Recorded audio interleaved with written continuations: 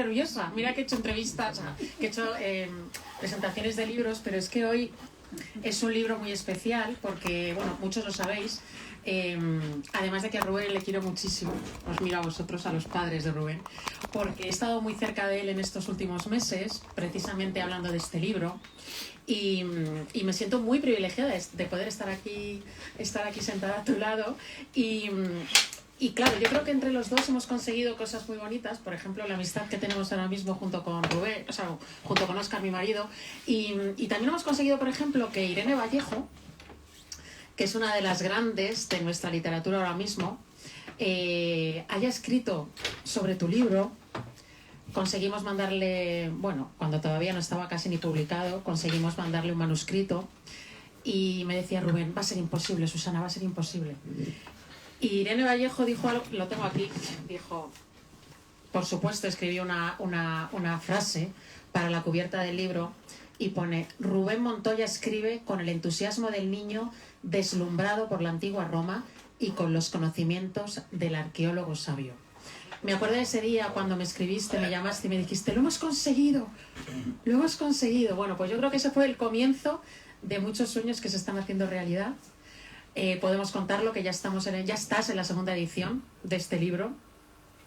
Y claro, muchos a lo mejor no lo sabéis, pero Rubén y yo nos conocimos aproximadamente hace un año, año y medio, porque Óscar, que también es periodista, también trabaja en Radio Nacional. Por cierto, soy Susana Santaolalla, que es que claro, creo que estoy aquí en familia, periodista de Radio Nacional, y Óscar también trabaja en Radio Nacional, y nos íbamos a ir a Pompeya y... por cierto, con unos amigos que también están aquí, podéis decir hola, desde entonces nos llamamos los Nápoles. Bueno, pues nos queríamos ir a Pompeya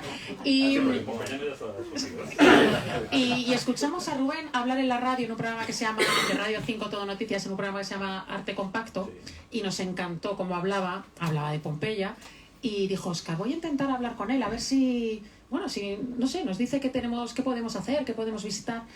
Y Rubén, como es una persona maravillosa, nos dijo que él estaría dispuesto a ir a Pompeya y enseñarnos Pompeya.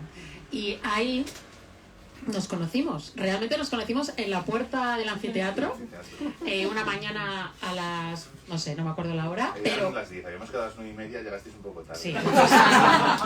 Es que la noche anterior, ¿verdad, Juan? Bueno, total. Sí, total, que hay mucho tráfico por allá, ¿eh? Bueno, entonces, la primera vez que nos vimos fue dentro de Pompeya, no me digáis que no es bonito. Y hoy estamos aquí para hablar de uno de tus sueños que se han hecho realidad, que es este libro, Pompeya, en 100 objetos, que yo creo que ahora mismo lo vamos a ir desgranando. Claro, tenéis que comprar el libro, que si no Lola Larumbe, vale, Lola, hay que comprar el libro, ¿eh? Pero por cierto, y por todos. Sí, por cierto, Lola, millones de gracias por habernos hecho un hueco, que sé que estás a 1000, siempre quieren venir aquí, todos los buenos están siempre aquí en la librería Alberti. Estoy feliz de recibiros. De verdad, Lola, gracias de corazón. Y bueno, ya no me enrollo más, pero quería que supieseis cómo ha nacido nuestra amistad, porque creo que es muy importante que entendáis lo que hay aquí ahora mismo, y ya no me enrollo más. Fueron 5 horas, ¿verdad, Juan? 5 horas. Bueno, no, mal. 6 horas. 6 horas por... No podía más de caso. Bueno, sí. Tu madre lo dijo, no descanses mucho. Mi madre me decía, hijo, no descanses mucho. Me faltó ver un patio o algo que no vi nada. Sí, bueno, total, que al final, claro, que al final estuvimos 6 horas en Pompeya. Fueron 6 horas maravillosas y ahí nació nuestra amistad, y ahí nos hablaste por primera vez de tu sueño, que estabas escribiendo un libro. Me acuerdo que hablábamos y me decías, Susana, ¿tú qué opinas? ¿Verdad? ¿Cómo podemos, qué editoriales crees que son buenas, cuáles no? Y ahí comenzó tu sueño y ahora estamos aquí. Y bueno, pregunta obligada, ¿cómo estás? Segunda edición en menos de... un mes. Un mes justo, más en o menos de un menos, mes, sí, que sí. claro, yo como trabajo en esto, segunda edición en menos de un mes, lo consigue poca gente. Supongo que están muy contentos en la editorial, pero bueno, a mí me interesa saber cómo estás tú. Pues bueno, muy emocionado. Gracias a todos por estar aquí. Lola, Susana, Óscar, todos los pompeyanos, Luis Poli, bueno, mis papás, todos. Y gracias a los amigos que han venido también, que hacía mucho que no nos veíamos y que coincidimos también en Italia. Y bueno, estoy muy emocionado de estar aquí presentando otra vez el libro hablando del libro que me va llevando por distintos sitios y ver que la gente va conectando con mi Pompeya y con la ciudad que vivo yo cada vez que la visito y que transito sus calles y que pues, todo el mundo le abre un poco también las puertas. Has estado hace poco otra vez, ¿no? Sí, hace que te he visto 2 semanas más o menos estuve. Y fue impresionante, otra vez fue como volver por primera vez. Bueno, luego te voy a preguntar cuántas veces has estado en Pompeya, que siempre no me lo dices, porque yo creo que no lo sabes. Yo creo que más de 100 seguro, ¿no? Sí, más de 100 seguros. Sí, y más de 200. Y más de 200. ¿Ves? Sí, Desde 2010 ha habido muchas veces. Es impresionante. Bueno, tenemos poco tiempo para hablar de este libro, de esta maravilla de libro. Por eso me gustaría ir dando pequeñas pinceladas y me gustaría empezar por lo más obvio que nos cuentas en el prólogo, la primera vez que visitaste Pompeya. Y dices esto: ese día, al acercarme a la ciudad del Vesubio, las emociones que habían mantenido viva mi pasión a lo largo del tiempo volvieron con fuerza. Algo me hacía sentir que Pompeya sería distinto a todo lo que había conocido hasta entonces. Tenía 19 años y el niño que había modelado su mundo entre columnas, esculturas y sillares romanos estaba a punto de encontrarse cara a cara con la antigüedad en una ciudad viva. Al menos así era como la describían los exploradores del Grand Tour en sus diarios de viaje a la ciudad rescatada de las cenizas del Vesubio. Unos meses antes había empezado la carrera de Historia en la Universidad Complutense de Madrid y aquel primer curso supuso un giro de 180 grados en mi vida personal. Después de un tiempo en la facultad, sabía de sobra que la arqueología era mucho más que imaginar ser un romano. Necesito que nos cuentes qué pasó esa noche en tu hotel, la noche antes de ir por primera vez a Pompeya, que te subiste a la azotea con unas cartas. Me gustaría que contases qué sentiste, porque creo que llegaste a amanecer. Sí, bueno, las cartas las tiene todo el mundo a mano. Son las cartas de Plinio el Joven, que escribió a Tácito años después de la erupción. Y yo sabía un poco a lo que me enfrentaba, que era una ciudad en ruinas, muy bien conservada.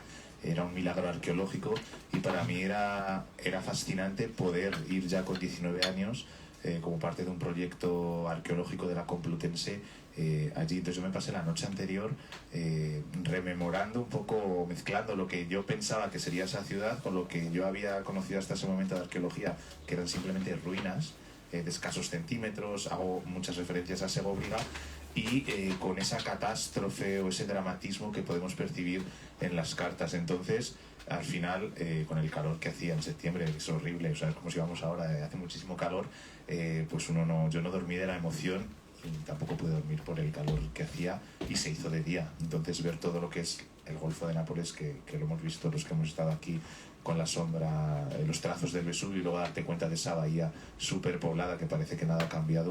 Leyendo esas cartas ves como ciertos toques o tintes contemporáneos y piensas, si hay otra erupción, que de hecho hace unos días hubo un terremoto y está otra vez subiendo la actividad sísmica, toda la zona otra vez va a ser una catástrofe impresionante. Entonces esa noche yo creo que sentí otra vez, conecté con lo que nos decían las cartas y tenía mucho de la imaginación de un niño, porque todavía no había pisado Pompeya y sí que había leído durante muchos meses, preparándome en ese proyecto de la Complutense, en las tareas que hacía de catalogación de materiales. Entonces fue un poco la mezcla de lo que teníamos en las cartas y de lo que yo me imaginaba. Luego ya todo fue mucho mejor cuando pisamos Pompeya por primera vez al día siguiente. Voy a seguir leyendo el prólogo y dices: aunque la ventana de la arqueología me había permitido viajar a otras épocas, muchas veces, si esta vez escuchaba atentamente podría descifrar las múltiples vidas de los objetos y trasladarme a los contextos en los que fueron utilizados. Podría construir mi propio inventario de objetos rescatados de aquel pasado idealizado y yo también sería partícipe de la historia. Rubén, tengo muchísima curiosidad, porque tú en Pompeya te dedicas a buscar medallones pintados en toda Pompeya, pero has decidido que este libro se centre en 100 objetos de la ciudad romana. ¿Por qué?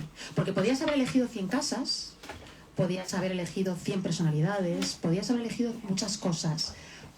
¿por qué 100 objetos? ¿O por qué 100 objetos en Pompeya? Sé que amas Pompeya, pero podrían haber sido 100 objetos romanos, sin más. Sí, quería hacer algo con Pompeya también por la conexión que sentí desde ese primer momento y lo que he sentido cada vez que he vuelto. Entonces, cuando volvía en estos 2 últimos años que he estado recopilando medallones pintados de tercer y cuarto estilo, haciendo los catálogos y viendo en qué estancias estaban, otra vez volvía a mi imaginación esa Pompeya vacía que vi por primera vez en 2010 y que continúa estando vacía hoy en día porque todos los objetos tienen que llevarse a depósitos o a los museos. Entonces decidí que si tenía que hacer algo sobre Pompeya, quería continuar con este proyecto de catalogación de pinturas que ha seguido y está completada la base de datos, pero quería hacer algo que hiciese justicia a todos los contextos de la propia ciudad. Entonces, hacer otra guía más centrada en edificios, en ruinas, con plantas, era como hacer de nuevo una guía arqueológica o turística, y había muchísimas. Entonces, si iba a emplear un tiempo a estar sentado dialogando con la ciudad y con todo el material, quería hacer algo distinto y que tuviese un toque personal. Y como eso fue lo que más me impactó, una ciudad vacía, quería un poco tirar de esos objetos que estaban fuera y a la inversa, claro, adentrarnos en los contextos. Porque a mí es lo que me ha pasado, claro. A mí me volvió loca Pompeya, pero es verdad que Pompeya está vacía. No hay nada. Están las ciudades, o sea, están las casas, todo es increíble, pero no hay objetos. Y entonces al leer tu libro, es como que he tenido otra visión de Pompeya. Te lo digo de verdad, ¿eh? Es como que he puesto cosas que no sabían que existían, que no sabía que se habían encontrado. Es como que esos objetos que están por un montón de museos del mundo, sobre todo romanos, son objetos que están pues en museos de Roma, en muchas partes del mundo, que tú vas a ese museo, lo ves y no eres consciente de que eso que estás viendo se quemó en Pompeya, ¿no? Porque claro, estás en un museo, tú sabes cómo es eso. Y tú lo que has hecho ha sido, venga, vamos a llenar esta ciudad de las cosas que faltan. Es como que, y es la sensación que yo he tenido, es como un viaje en el tiempo mirando esos 100 objetos. Sí, es como mirando los objetos y que los objetos iban de ventana para esa realidad que envolvía el propio objeto, los distintos contextos. Entonces sirve como a un doble propósito para quien está en Pompeya y ve una ciudad vacía, poder imaginarse esos objetos y localizarlos en los distintos contextos, y para quien está en el Met en Nueva York, por ejemplo, y esté observando ciertos objetos que están en Nueva York, poder imaginarse dónde estaban en su origen, no solo en esa vitrina en medio de una de las ciudades más concurridas del mundo, sino hace 2000 años en otros contextos. Entonces, para establecer un diálogo que al final toca distintas dimensiones espaciales, y por eso elegí el objeto como hilo conductor. Tú sabes que ahora te vamos a pedir un montón de libros sobre 100 objetos de 100 civilizaciones. Bueno, que se prepare Roma, ¿eh? Que se prepare Roma. Bueno, entramos en el libro, ¿os parece? Lo vamos a hacer con 2 preguntas. En la radio, como bien sabe Óscar, bueno, como bien sabéis todos, no hay imágenes. Entonces yo te voy a pedir 2 imágenes, ¿vale? La primera es muy obvia. Si te digo Pompeya y cierras los ojos, ¿qué estás viendo? Pues veo el vícolo del farmacista. A ver, ¿esto qué es? Que es un callejón que rodea la casa de la Diana Arcaizante, que es la primera, la que fui a excavar en 2010. Es un callejón muy estrecho que además también rodea la gran mansión de Fabio Rufo, y al fondo se puede vislumbrar lo que es el Vesubio. Entonces ahí, después de comer, cuando hacíamos un poco de descanso desde las 8 de la mañana, y ya estaban algunos relegados que no querían estar ya excavando y se querían ir, yo me ponía mis cascos de música y me echaba la siesta o me sentaba en ese pequeño callejón que está cerrado al turismo, pero como estábamos excavando en la casa de la Diana Arcaizante, podíamos salir por una de las puertas laterales de la casa. Entonces es un lugar muy tranquilo, lejos del turismo concurrido que ya todavía existía en septiembre, y estaba en septiembre de 2010, pero que como no tiene acceso turístico, aunque está en el centro de la ciudad, en la zona del barrio helenístico, te permite estar a solas. Entonces es un lugar que me hacía conectar mucho con lo que era Pompeya en esos descansos que teníamos cuando estábamos excavando. Venga, y siguiente imagen. Si yo te digo el título del libro, Pompeya, una ciudad romana en 100 objetos, yo sé que ahora mismo vas a cerrar los ojos y te van a aparecer los 100 objetos de golpe, pero no te estoy pidiendo que me digas cuál es tu favorito, pero por lo menos cuál es el que aparece ahora mismo. Aparece el brazalete, no el que está en la portada, sino el que he utilizado para hablar de la esclavitud, el que le regaló un señor a su esclava, porque creo que dice mucho también de las aspiraciones sociales que hoy en día también las tenemos cuando queremos transmitir una imagen. Y esta señora llevaría ese brazalete de oro y nadie sabría que era una esclava y quizá una prostituta, de no ser que le pudiesen leer la inscripción que estaba por dentro, pero nadie la podía leer solo si se lo quitaban y le daban la vuelta al brazalete. Por lo tanto era un doble juego de intentar aparentar algo o intentar transmitir. Obviamente con esas joyas uno transmite una identidad y al margen de lo que ella transmitiese, ella era una esclava, y así lo decía el brazalete que le habían regalado y que estaba portando.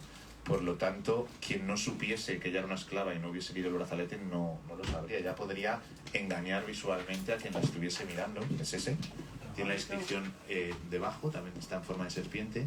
Entonces me llama mucho la atención y me gusta mucho porque nos habla de esas aspiraciones o a veces cómo intentamos proyectar hacia afuera cosas que ni siquiera nosotros somos, o ciertas pretensiones que queremos transmitir a otros. Y es algo que todavía lo hacemos hoy en día, pero que hace 2000 años ya se hacía. No se sabe si esta mujer era una esclava, era una prostituta. No sabemos si era una prostituta o no, hay muchísimo debate, que era una esclava sí, o al menos a quien estuvo dedicado este brazalete, porque si nos ponemos ya muy exquisitos, pues también podemos decir que a lo mejor quien estaba portando el brazalete en ese momento no era la persona a la que se lo habían regalado, pero a esa esclava, que lo pone en latín, a quien se le regaló este brazalete, sí que fue esclava. La mujer que lo portaba en una taberna a las afueras de Pompeya, probablemente fuese ella quien lo llevaba y sería esclava. Hay muchísimo debate, que se dice que podría ser también prostituta o no, porque muchísimas esclavas eran prostitutas, pero al margen de si era prostituta o no, a mí me sirvió para centrarme en lo que es la esclavitud y cómo a veces nos cuesta incluso ver esclavos, en este caso muy concreto porque tenemos una inscripción, pero si no en Pompeya nos cuesta localizar a los esclavos que sabemos que estaban en todos los espacios y en todas las zonas de la ciudad. Se sabe que esta mujer apareció junto a una niña, sí, en un mesón. En un mesón a las afueras de Pompeya, lo encontraron hace unas décadas cuando estaban construyendo una de las carreteras que rodean la ciudad. Tenemos que imaginar que Pompeya, como la visitamos hoy en día, no solo era la zona intramuros de la muralla, sería más o menos igual o incluso más poblada en todo lo que sería en los suburbios. Y en uno de estos suburbios se encontró hacia la zona del mar el complejo de Moregine. Hay dos, y en uno de ellos está el A y el B. Pues en uno de ellos se encontró una taberna, un complejo termal y 3 mujeres, una niña y 2 mujeres. Una de las mujeres llevaba este brazalete. Pues así todo. ¿Vale? Bueno, 24 de octubre del año 79, ahí comenzó la catástrofe. Para los que no somos expertos en Pompeya, no te voy a decir que nos resumas lo que pasó, porque entonces no salimos hasta mañana, pero claro, muchos pensamos, yo me acuerdo cuando nos enseñabas Pompeya, que de repente venga todo, ¡buah! El fuego, todo, pa, pa, pa. No. Se tardó mucho, fueron muchas horas, ¿verdad? Primero, bueno, cuéntanos un poco. Cuéntanos para los que no han estado en Pompeya, que creo en plan express. En plan express. Yo creo que todos muchos habéis estado en Pompeya, ¿no? La mayoría, pero fíjate, más del 50%. yo tengo un dato para que veáis que me lo he currado. La columna de la erupción del Vesubio alcanzó una altura de 32 kilómetros. ¿Sí? Dime que no estoy equivocada. No estás pero equivocada. ¿cómo puede ser esto? Pues porque puede ser, se puede reconstruir hoy en día a través de los vulcanólogos y las excavaciones que se están haciendo hoy en día en la ciudad, lo confirman.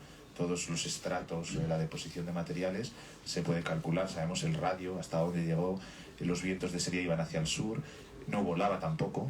En Pompeya cayó como piedra pómez, la pili, piroclastos, muchísima ceniza, y sí que luego cayeron algunas coladas de materiales piroclásticos, pero no llegó a ser lava por el tipo de erupción destructiva que fue esta erupción, que luego se conoce como erupción pliniana por estas dos cartas y la descripción tan meticulosa que hizo Plinio el Joven.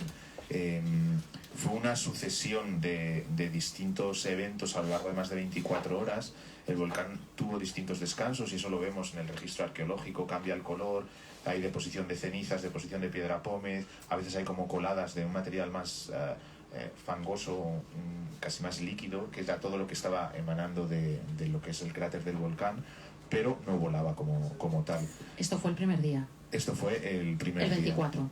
El 24 comenzó... ¿Te parece que lea el 25 lo que pasó? Perfecto. Mira, madrugada del 25 de octubre del año 79. A comienzos del día 25, en torno a la 1 a.m., la columna eruptiva se derrumbó y una primera colada piroclástica comenzó a descender por las laderas del volcán, alcanzando unas temperaturas de hasta 500 grados centígrados y una velocidad de hasta 100 metros por segundo. Pronto le siguió una segunda colada. En muy poco tiempo, las localidades más cercanas al cráter fueron borradas del mapa Entre ellas se encontraba la vecina Herculano, cuyos habitantes apenas tuvieron unos minutos para intentar huir antes de sufrir una muerte trágica y violenta. Solo sobrevivieron quienes se encontraban fuera de la ciudad o los que la habían abandonado durante el día anterior. La fuerza y velocidad de esas primeras coladas piroclásticas, densas y concentradas, fueron capaces de arrasar tejados, derrumbar muros y desplazar edificios en cuestión de minutos. La estampa más trágica del fulminante final de Herculano la encontramos en su puerto y en su playa, donde los habitantes intentaron una huida desesperada por vía marítima. Allí, las excavaciones de la década de 1980 descubrieron los restos de 340 individuos que habían buscado refugio en los soportales de la playa. Todas las víctimas que murieron por colapso térmico portaban consigo monedas, joyas o incluso instrumental de trabajo. Y aquí es donde me gustaría detenerme, porque es increíble. Qué importantes son los objetos, si te das cuenta. Todas esas personas estaban huyendo y todos llevaban objetos. Habían cogido lo que creían que necesitarían para volver o para rehacer su vida en otro lugar, o lo más preciado. En todas las víctimas que encontramos en la playa de Herculano, quien haya visitado Herculano se puede ver en los soportales, es impresionante porque se encuentran estas 340 víctimas amontonadas, algunas con los pendientes, con los anillos de oro, con las bolsitas, otras ya están en el museo, les han retirado los objetos, pero nos habla de ese final trágico que duró unos minutos y además sufrieron el golpe de esta primera colada piroclástica cuando se derrumbó la columna eruptiva y vemos cómo estaban intentando huir por mar y no pudieron huir y quedaron en la playa. Esta fue una de las grandes incógnitas en Herculano porque no se encontraban cuerpos desde el siglo XVIII. Se encontraba algunos sueltos, pero pensaban quizá en Herculano sí que han podido huir. Se sabía que ya había durado más de casi un día, varias horas, y no fue hasta la década de 1980 cuando descubren este trágico final y comienzan a encajar las piezas de un puzzle, porque en Pompeya cayó ceniza, piroclastos por la lluvia, los vientos iban hacia el sur, pero Herculano se salía de esa ruta hacia el sur. Entonces, cuando se rompe el cráter, la primera avalancha, la primera gran colada de material más líquido del volcán arrasa con la ciudad. Incluso en Herculano tenemos edificios desplazados, tenemos estatuas in situ con los pies de un caballo, y luego el resto del cuerpo del caballo se ha encontrado 200 metros más hacia la zona del mar. Entonces vemos como un impacto de una colada arrasó con todo y en este caso acabó con la vida de casi todos los habitantes. Ahí tenemos 340, pero cuando sigan excavando seguirán encontrando. Me gustaría adentrarme con vosotros en una casa de Pompeya, la fabulosa casa de Fabio Ruffo. Está llena de frescos mitológicos y mármoles de colores. Se encuentra en el oeste de Pompeya, una zona de ricas mansiones con espacios laberínticos y con varios niveles hacia la antigua línea de costa. En la escalera que desciende a uno de los sectores subterráneos de la Domus Romana se descubrieron las formas de los cuerpos.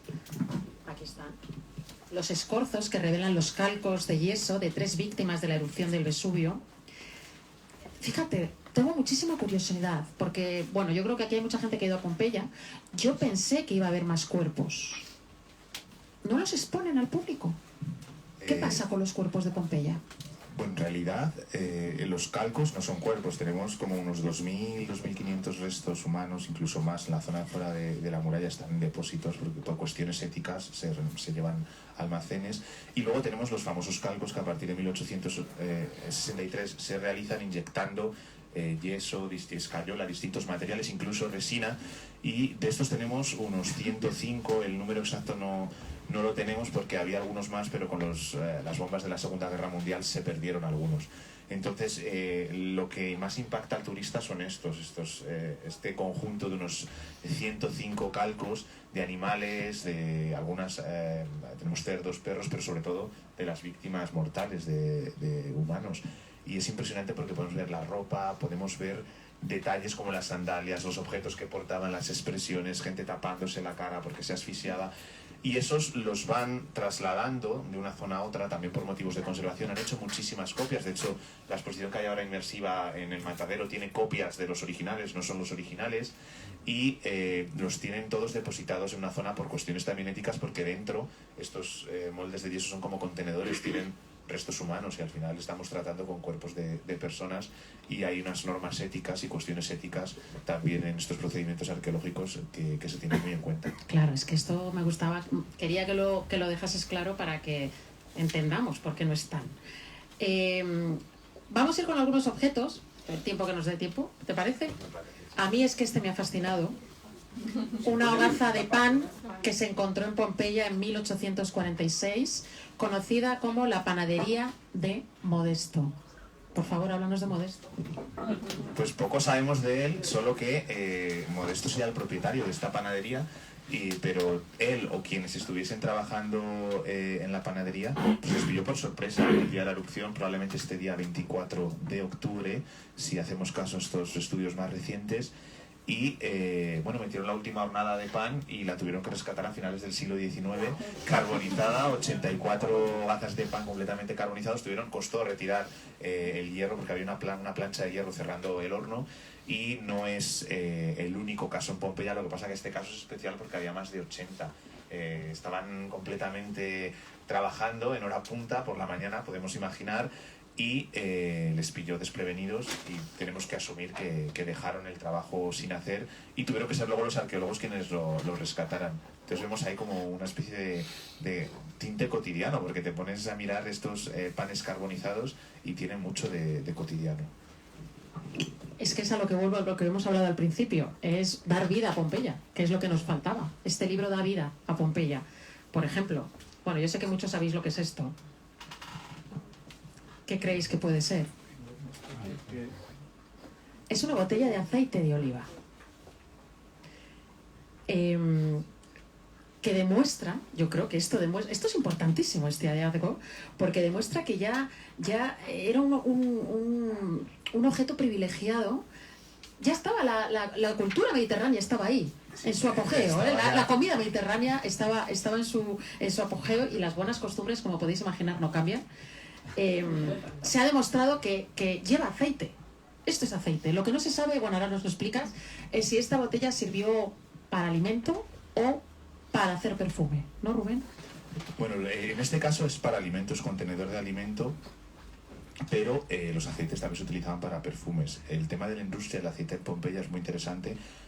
Si nos centramos primero en esta botella, nos demuestra que la economía mediterránea, el sustento mediterráneo ya estaba afincado en ese momento, y además hemos encontrado muchísimo en Pompeya relacionado con la producción del vino y el consumo del vino, incluso la exportación, pero muy poco lo relacionado con el aceite. Incluso las prensas o para la producción de aceite tenemos solo en algunas villas, porque sabemos que se hacía de manera más minoritaria o se importaría de otros lugares. La economía de Pompeya no estaba especializada en exportar aceite a otras partes del mundo romano. En este caso, los análisis más recientes hechos, además estaba no perdida, pero estaba en el Museo Arqueológico de Nápoles, donde a veces depositan todo, y se ha descubierto que era aceite de oliva, además, por unos análisis que han hecho recientemente, hace unos años, se publicaron, y este estaba destinado al consumo de alimentos. Tenemos algunos candidatos más, algunas botellas más que podrían ser candidatas, pero sí que el aceite se utilizaba para el perfume, y es donde ahí está un poco más, la línea no está tan clara, porque encontramos también, encontramos algo que es muy común en Pompeya, que es como todos los negocios tenían una relación, eran interdependientes, porque teníamos la producción de ungüentarios o de ciertos recipientes vidrio para líquidos, y además necesitaban el aceite para los perfumes. Entonces estaban como distintas industrias relacionadas unas con otras. Necesitaban pétalos de rosa, y sabemos que había plantaciones de flores que se vendían para la producción de perfumes, por ejemplo, y vas viendo cómo pues quien vendía perfumes dependía de quien hacía los recipientes, que dependía a su vez de quien vendía plantas, y todo estaba relacionado para establecer la economía y la base de un mercado. Y eso es lo fascinante, ¿no? Si es que está todo inventado, ¿os dais cuenta? Que nos creemos especiales y ya estaba todo inventado.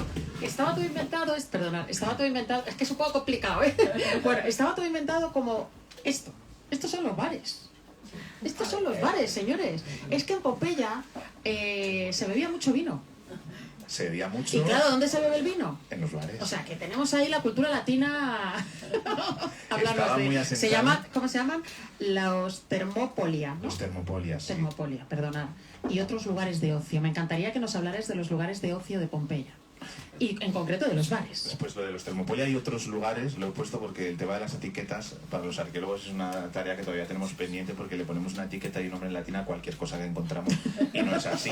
Entonces la mayor parte de las veces estamos equivocados. Entonces el término de termopolium se ha aplicado a estos establecimientos, pero tampoco está claro, también aplicamos taberna, tampoco está claro el 100%, por eso puse y otros lugares de ocio, porque a veces las funcionalidades eran distintas en distintos espacios. Establecimientos de este tipo se han encontrado más de 200 en Pompeya. Luego tendríamos que ver en el registro arqueológico si eran para vender comida, lo que sería comida rápida o ciertas viandas a quien pasaba por la calle, o eran establecimientos como tal para que te sentases a comer algo, a beber algo, si solo estaban especializados en vino. El más reciente, el de la región Quinta, nos va a permitir, todavía se está analizando, incluso los caldos que comían. Sabemos ya que mezclaban pollo y pescado en algunos casos, porque lo encontramos en los contenedores. Los tipos de vino que estaban consumiendo en ese momento. Entonces, bueno, ahí era un lugar donde sucedía de todo, lo sabemos por las fuentes. Desde prostitución, en algunas tabernas, en algunos bares, hasta ponerse borrachos, discutir. Estas 4 escenas provienen de uno de estos lugares, de una de las habitaciones contiguas a donde estaría la barra del bar, donde debemos suponer además que era donde había mesas y se reunirían, pues como si vas hoy en día a tomarte algo con tus amigos a un bar, y además nos cuentan una narración de gente que está jugando, les echan del bar porque están discutiendo, y tenemos otro bar también cerca de este que todavía están las pinturas in situ en Pompeya y puedes ver cómo hay distintas mesas y la gente tomándose sus viandas o tomándose un aperitivo ahí dentro. Negocio del cuerpo. Interesantísimo. Este proviene además de una taberna, de un termopolio, claro, de una de las habitaciones contiguas donde se cree que también se llevan a cabo labores de prostitución o se ofrecía sexo, porque sabemos que las taberneras estaba mal visto ese oficio porque muchas veces además ofrecían sexo, ejercían de prostitutas. Y por eso decidí poner ese objeto, por alejarme un poco de las típicas pinturas de carácter erótico que provenían de un contexto que sí que podía ser el lupanar o más de carácter sexual, y trasladar esa actividad también a un contexto distinto como el que puede ser un bar, que es donde proviene este relieve. Claro, es que la prostitución era una práctica legal en la antigua Roma y llegó incluso a estar regulada con impuestos. Y además para los ciudadanos era normal contratar los servicios de prostitutas y jóvenes prostitutos. Y claro, este relieve es una escena de prostitución de un bar, como nos estás contando, ¿no? Sí, además, bueno, no estaba bien visto si tú ejercías la prostitución. Creo que esto se ha apagado. ¿Se me oye? Sí, ahora mejor. No estaba bien visto si tú ejercías la prostitución, había un estigma muy grande y quien era la prostituta o el prostituto recibiría abusos físicos, abusos de todo tipo por ejercer la actividad, pero era algo necesario porque ciertos niveles superiores, el hombre romano, ciudadano con derechos, necesitaba de eso para un poco mantener el orden. Tenemos ciertas referencias que incluyo ahí en este capítulo del negocio del cuerpo, que se recomienda a los jóvenes que vayan a tener sexo con prostitutas y que dejen en paz a las mujeres de los ciudadanos romanos, porque al final, o sea, antes que acostarte con una mujer, un ciudadano y meterte en problemas, para eso están las prostitutas, para que des rienda suelta a tus energías, y que para eso eres joven y tienes que empezar un poco a canalizar estas energías sexuales. Entonces era una pieza necesaria para el engranaje de la sociedad que estaba mal vista. Si tú la ejercías, ibas a recibir, pues ibas a estar marginado, ibas a recibir el peso de la marginación social. Oye, pero también una cosa importante, nosotros nos enseñaste un... Tienes abajo el interruptor, ahí. Ahora, sí, vale, perdona. Si algo vimos en Pompeya, los Nápoles, ya sabéis, mis amigos los Nápoles, es que Rubén nos llevó a un prostíbulo. Oye, qué bajitos eran, ¿no? Porque las camas eran enanas. Y los colchones, yo creo que tendrían colchones de paja también, pero, ¿no? Porque... ¿saben que eran? Sí, las camas eran enanas, bueno, o eso... Que no es que los españoles seamos, pero no, sí, esto... eran más bajos. Antes lo estaba hablando además con Jorge, decíamos, bueno, 1,50, 1,60 me dirían, pero sí, las camas ahí se ve que la estatura era más baja. Me alegra que te fijaras solo en eso. Bueno, tengo que reconocer, como estamos en familia, papás, no escuchéis, hay muchos penes, ¿no? Dibujados. Bueno, hay menos. Explícanos por qué. Nos impactan a nosotros más. Sí, ¿no? Sí. Ya un poco roja. No, nos impactan más. Yo creo que como espectadores modernos no estamos acostumbrados a ver penes por las calles ahí colgando y demás, y cuando vemos uno pues nos impacta, pero eran menos comunes de lo que nosotros creemos, porque además tenían una simbología apotropaica de protección asociado a la fertilidad y a la riqueza de buen augurio. Entonces sí que tenían al dios Príapo por un lado, que era como si pones hoy un San Antonio, pues yo ponía un Príapo con un pene de fuera. Exactamente. Y luego tenías los típicos falos o penes erectos que se asociaban a la producción y la fertilidad o al buen funcionamiento de ciertos negocios. Tenemos, por ejemplo, un gran pene que está en el Museo Arqueológico de Nápoles que pone: aquí habita la felicidad. Aquí vive la felicidad, asociado, estaba en una panadería, asociado a la producción, a la riqueza, que la producción del pan le iba a traer a esa familia. Entonces tenemos que imaginar estos penes no como algo sexual, sino como algo de protección, un símbolo de protección y de buen augurio. El impacto que eso tuvo en el imaginario del siglo XVIII, que veían escándalo en todos sitios, además una sociedad con un cristianismo arraigado por todas partes, les llevó a destruir pinturas. Por ejemplo, el relieve que hemos visto del negocio del cuerpo, se encontró una pintura de carácter sexual que se picó, porque cuando no se la llevaban al museo las picaban, para no, en este caso porque causó escándalo, en otros casos para que no las robase nadie. Y en la mayoría de los casos se llevan al gabinete secreto del Museo Arqueológico de Nápoles, que se abrió solo a partir de los 2000. Antes estaba casi cerrado y se veía con permiso. Y hoy en día, si vas, hay un cartel que dice que los menores no pueden entrar, que no sé si son los menores de 12 años, no pueden entrar si no van acompañados de sus padres. Entonces tú entras aquí y de repente es como entrar, pues de repente ves una galería llena de penes de todos los tamaños, úteros, escenas, o sea, tienes todo. Han sacado la mayor parte de las escenas que se trajeron, se las han llevado al museo, a esa zona. Y es curioso porque entras ahí, es todo sexual, lo han mantenido, y yo creo que es como museográficamente está muy bien transmitir un poco también los sesgos que nosotros enfrentamos como sociedad a la hora de ver lo que estábamos encontrando. Luego ya nos hemos quedado un poco antiguos, ¿no? Yo creo que no, yo creo que ya estamos un poco volviendo, ¿no? Estamos volviendo, es verdad, estamos volviendo. Venga, vamos a ponernos serios. ¿Qué será esto? A mí me dejó alucinada. Esto, en Pompeya, todos los años, dime si me equivoco, todos los años había elecciones en Pompeya. Se elegía a los que iban a mandar ese año. Esto, ¿nos puedes explicar qué es, Rubén? Pues esto es como si Ayuso se presenta a presidente contra Pedro Sánchez y cada uno pone su cartel para que le voten, algo así. Tenemos dos anuncios electorales. Esto es un anuncio electoral que era en como las paredes estaría... en las paredes de las casas. En las fachadas en de las casas. Perdona. Y estarían papeladas. Sería como ir a Barcelona o Madrid. Ir a Pompeya sería como ir a Barcelona o Madrid en época de elecciones, más los anuncios de cualquier otro tipo de negocio, de espectáculos. Y en este caso pues puse uno de los ejemplos que hay en el Museo de Nápoles, porque además tiene dos anuncios electorales distintos, de dos candidatos distintos, probablemente también que se presentaban en años distintos, y lo que yo pretendía en el capítulo era enseñarle al lector cómo son estos anuncios, los códigos que tienen, porque seguían unas normas y cómo se pueden interpretar, pero los encontraríamos en Pompeya en todos sitios, incluso dentro de las casas. Las excavaciones de hace los anuncios de hace 4 semanas o así de la región 9 publicaron que dentro de una cocina también se han encontrado anuncios electorales, probablemente porque se hacían actividades en las que el dueño de esa casa estaría patrocinando a un candidato, a uno de los candidatos que se estaba presentando a elecciones en ese año. Qué fuerte, ¿eh? Impresionante. Es que es impresionante. Pues así, todo. ¿A qué suena Pompeya?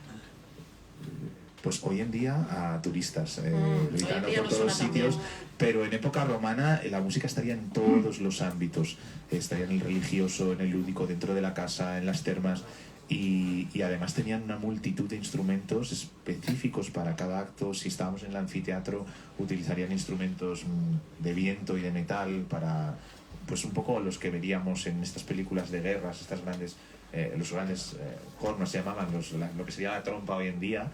Y si estuviésemos en el teatro tendríamos cítaras, tendríamos distintos tipos de instrumentos en función del acto en el que estuviéramos. Las procesiones irían llenas también de sonidos, no solo de los más comunes, sino por ejemplo si estuviésemos en una procesión a la diosa Isis, estaríamos escuchando los sistros, que son estos objetos metálicos con unos pasadores que hacían ruido y que se iban agitando todo el tiempo durante el culto. Y a todo eso hay que unirle no solo el sonido, hay que unirle el olor del incienso. Había grandes cantidades de incienso que se quemaban en ceremonias religiosas, en eventos lúdicos, durante eventos fúnebres, en los entierros, y todo eso entraría en contraste con el olor de una ciudad que estaría poco saneada o poco higiénica si la comparamos con nuestros estándares actuales, por ejemplo. Entonces sería todo una mezcla de sonidos y de olores impresionante. ¿Veis cómo ya tiene vida Pompeya? Este libro es muy importante.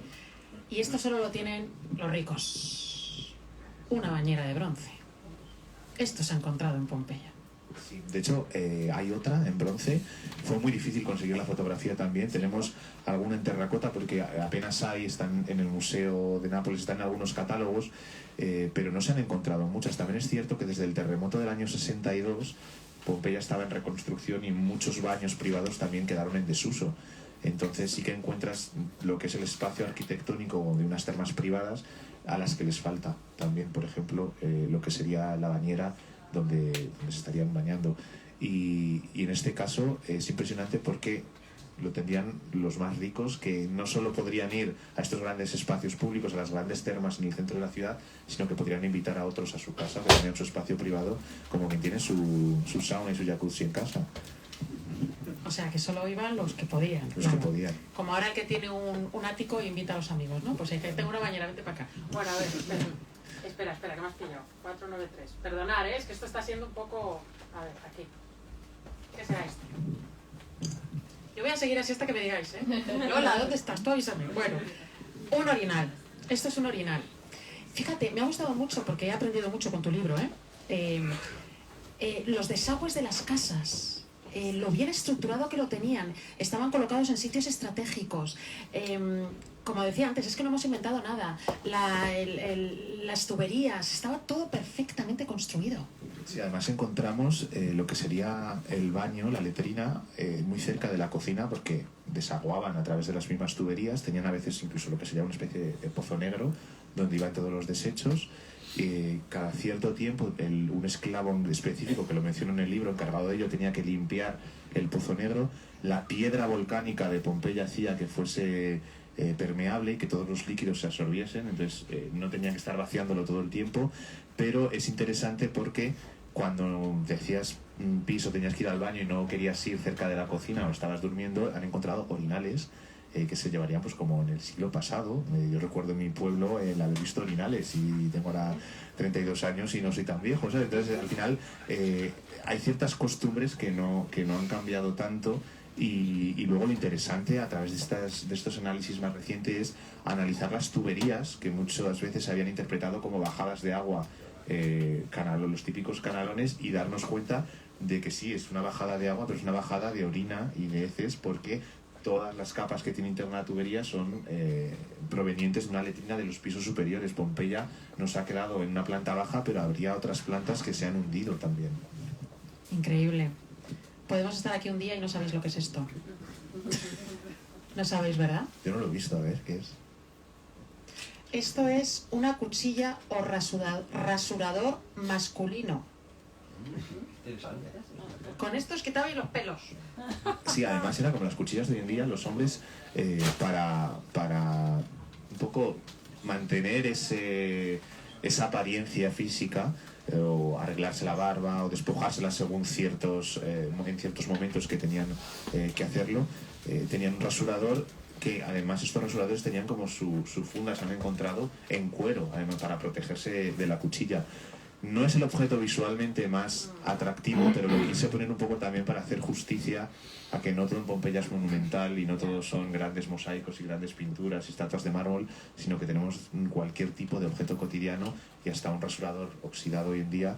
El mango sí que es bonito porque es de hueso de marfil, está bien labrado, pero por eso lo incluí. Y también hace un poco justicia que había ciertos cánones de belleza en el mundo masculino que se tenían que cumplir y que ya se llevan a cabo hace 2000 años. Y aquí vemos un espejo, ¿verdad? Esto es para las mujeres, ¿vale? Porque es que, claro, en esa época las mujeres también se depilaban. Y además es gracioso porque se depilaban las piernas y las axilas con una cera hecha de resina. Vuelvo a repetir, no hemos inventado nada. Yo creo que hay prácticas que perviven a lo largo del tiempo y las fuentes nos cuentan muchísimas prácticas en el mundo de la belleza femenina y masculina que las llevamos a cabo hoy en día. Tenemos como se reían de ciertos hombres por cambiarse el color del pelo y les llamaban prácticamente maricón, o le llamaban, ¿te pareces a...? Porque eso lo vemos hoy en día. Cuando un hombre se tiñe de rubio, ya llegan los amigos a meterse con él, o por ejemplo, cosas así. Y todo esto nos lo cuentan las fuentes, y en Pompeya Esto se daría en todo el mundo romano, pero el atractivo que tiene Pompeya es que nos permite recuperar estos objetos y también ir más allá de lo que nos han contado las fuentes, contrastarlo, confrontarlo, en algunos casos confirmarlo y en otros casos a veces desmentirlas o complementar lo que nos dicen. Y creo que es lo bonito, que podemos un poco coger lo que teníamos en libros y en muchísimos textos y verlo de manera tangible a través de objetos. Bueno, ya quedan 5 minutos, entonces si a alguien le apetece hacer una pregunta, estaría genial. Si no, yo sigo estos 5 minutos, pero bueno, como estamos en familia, a lo mejor a alguien, estoy mirando a mi marido. Hola. Bueno, cuando estábamos en Pompeya, a mí me llamó la atención que Rubén, aparte de sacarnos 1000 fotos a todos los que íbamos, bueno, me gustan las fotos, iba haciendo fotos a algo extraño que estaba en la pared. Y yo, esto que en cada casa que entrábamos, Rubén hacía fotos. Y yo, ¿esto qué? ¿Por qué hace estas fotos? Y eran medallones. Y me dijo, no, es que soy experto en medallones. Pero este tío le gusta el solmillo. ¿Por qué esa pasión por los medallones, Rubén? Pues, bueno, esto se lo debo a Penélope Allison, que fue mi tutora de tesis doctoral. Y el proyecto este de los medallones yo lo quise hacer como proyecto de tesis doctoral, al final no salió y se nos quedó un poco en la recámara. Cuando terminé la tesis dije, bueno, voy a intentar hacerlo con una postdoctoral, y fue cuando conseguí financiación y pude dedicarme a ello. Al final mi pasión por Pompeya también tiene mucho de lo que me han transmitido no solo quien está a mi alrededor, sino también de los profesores con los que me he ido encontrando desde que empecé en la Complutense. Aquí tenemos entre nosotros hoy un profesor, o sea, de los que me han ido enseñando a lo largo del camino y cómo me he ido yo formando en arqueología y en historia. Y el tema de los medallones fue con Penélope Allison. Cuando llegué a Reino Unido, ella sabía que me gustaba mucho Pompeya, me mandaba allí los veranos, y ella es muchísimo más experta que nadie, yo creo, en Pompeya, porque ha dedicado toda su vida prácticamente a estudiar las casas. Y me dijo que desde que ella fue en 1990 le llamó la atención lo poco estudiados que estaban, y por eso me metí en el estudio de estos. Esto es el medallón.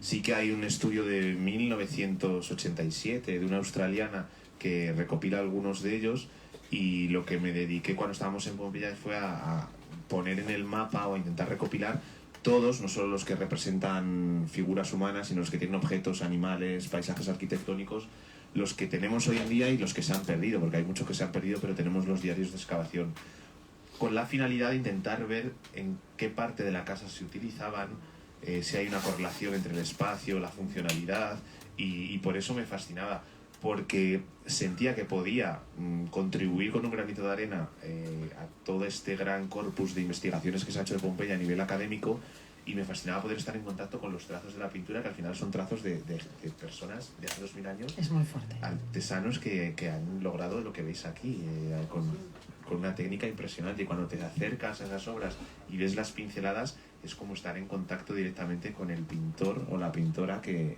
hace 2000 años los llevó a cabo. ¿Alguna pregunta más? ¿Cuál es el objeto más extraño que has incorporado al libro? Más extraño. Ay, pues no sabría decirte. Quizá extraño ante los ojos del espectador sería la estatuilla india, una estatua de origen indio que se encontró en un patio de Pompeya, y al principio no se pensaba que podía ser india, pero cuando se reconstruyeron los trozos se trata de una divinidad india, y vino a través de rutas comerciales que se abrieron con el emperador Augusto. Entonces, encontrarte una estatua proveniente de una zona interior de la India en un patio pompeyano es algo que llamó muchísimo la atención y que fue uno de los ecos en ese momento de los descubrimientos. Pero extraño como tal, no sé, me han interesado muchísimo, por ejemplo, las copas de sangrado, un catéter. Tenemos cosas que incluso parece que podrían ser utilizadas hoy en día por médicos. Algo así raro, extraño, ¿no? Pero lo que me ha impactado como muy cotidiano, o algo que se saldría de lo que esperaríamos como espectadores, pues por ejemplo sería la estatuilla esta. ¿Alguna pregunta más? Sí, yo quería preguntarte por el acceso a las fotografías, a los objetos. Interesante. Porque no están todos juntos allí para que llegue Rubén y los seleccione. Has tenido que mover ficheros. Sí, ha sido, bueno, me he pasado... ¿Cómo lo has hecho eso? Pues me he pasado muchísimas horas en Palazzo Farnese, que tiene una colección magnífica de catálogos. ¿Eso está en Roma, en Palazzo Farnese en Roma, en la escuela francesa, que voy muchísimo allí a trabajar. y luego bajando a Pompeya, tanto en el Museo de Nápoles, normalmente, también por el tipo de libro que habéis, porque quería conectarse con el espectador, he intentado tirar de objetos conocidos o que están accesibles en distintos museos o en el Museo de Nápoles, pero que son accesibles. Si uno baja a los depósitos del Museo Arqueológico de Nápoles, aquello es otro mundo, es impresionante lo que hay ahí de objetos todavía por ser reestudiados o catalogados de nuevo, reinterpretados, pero son objetos que mucha gente no conoce, y tampoco me iba a poner a reinterpretarlo, sería más difícil acceder a la información y a las fotografías. Por lo tanto, al final, pues un poco economicé el tiempo y los recursos y tiré de lo que más se conoce, que es lo que está o bien expuesto en el Museo de Nápoles. La mayor parte del libro está o en el Museo de Nápoles o en la propia Pompeya. Y luego tenemos algunos objetos en otras colecciones distintas. ¿Te han dejado hacer las fotos sin problema? No, las fotos no las he hecho yo, eso se ha encargado al final la editorial. Como hay derechos de autor, hay que seguir la legislación de propiedad intelectual, y cada museo, cada sitio arqueológico tiene sus normas, y al final algunas sí que son mías, pero simplemente mandaba la fotografía, ellos tenían que aprobarla y al final se podía publicar. Bueno, yo creo que ya nos quedamos sin tiempo. No sé si te has quedado con ganas. ¿Hay alguna otra pregunta rápida? ¿No? Bueno, pues ¿te has quedado con ganas de decirnos algo? No, yo gracias a todos por venir.